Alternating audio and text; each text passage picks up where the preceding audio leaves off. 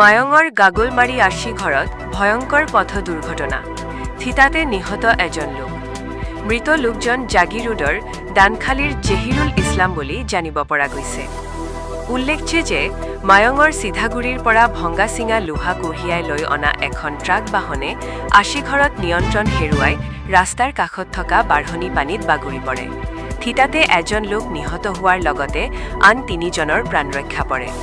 ঘটনাৰ উমান পাই ঘটনাস্থলীত লগে লগে স্থানীয় ৰাইজ উপস্থিত হৈ পানীত ডুবি যোৱা বাহনৰ পৰা জহিৰুল ইছলাম নামৰ এজন লোকক মৃত অৱস্থাত উদ্ধাৰ কৰে। ইতিমধ্যে আৰক্ষীয়ে মৃতদেহ মৰণোত্তৰ পৰীক্ষাৰ বাবে মৰিগাঁও অসামৰিক চিকিৎসালয়লৈ প্ৰেৰণ কৰা বুলি জানিব পৰা গৈছে। উক্ত ঘটনাই সমগ্ৰ অঞ্চলটোতে শোকৰ ছাপ পৰিছে।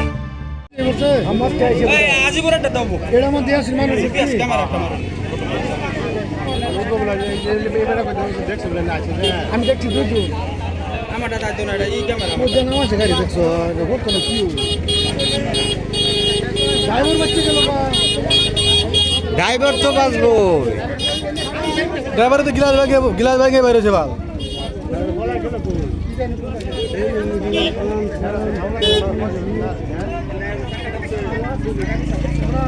এই এই ব্যাগটা তো নিচে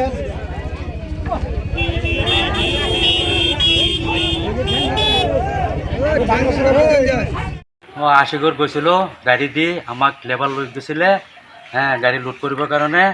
লোড কৰি আহোঁতে সেই গাড়ী একদম পানীৰ বাটৰ নিচত নমাই দিলে, ডাইৰেক্ট নমাই দিলে গাড়ী। ষ্টাৰ্টিং নঘূৰে, সেই ষ্টাৰ্টিং নঘূৰে, এহাতে ষ্টাৰ্টিং ঘূৰাই আছে, ডাইৰেক্ট নমাই দিলে। এহাতত মোবাইল লৈ ফোন কৰি আছে আৰু এহাতে ষ্টাৰ্টিং ঘূৰাব নোৱাৰিলে, ডাইৰেক্ট নমাই দিছে পানীত। ড্ৰাইভাৰজন ক'ত আছে? ড্ৰাইভাৰটো ভিতৰত আছিলে, বাদে খেকি দি ওলাই গ'ল। এতিয়া আপোনালোক কেইজন আছিলে গাড়ীত? আমি 4জন আছিলোঁ, ভিতৰত 2জন আছিলে আৰু 2জন ওপৰত আছিলে। ওপৰত এজন মৰিলে আৰু এজন বাচিলে, আৰু ভিতৰত 2জন আছিলোঁ, ড্ৰাইভাৰ লৈ 3জন আছিলোঁ, আমি 3জনো বাচিলোঁ। কি গাড়ীত কি মাল আছিলে? লোহা। ক'ত লৈ যাব লোহা? জাগিৰোড। মাল লুট কৰি পেলাই লৈ গৈছে জাগিৰোড। কাৰ দোকানৰ পৰা?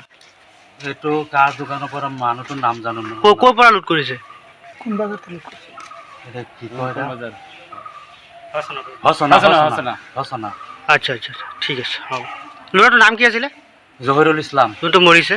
মৰিলে। তাৰ ঘৰ ক'ত? দানখালী। দানখালী।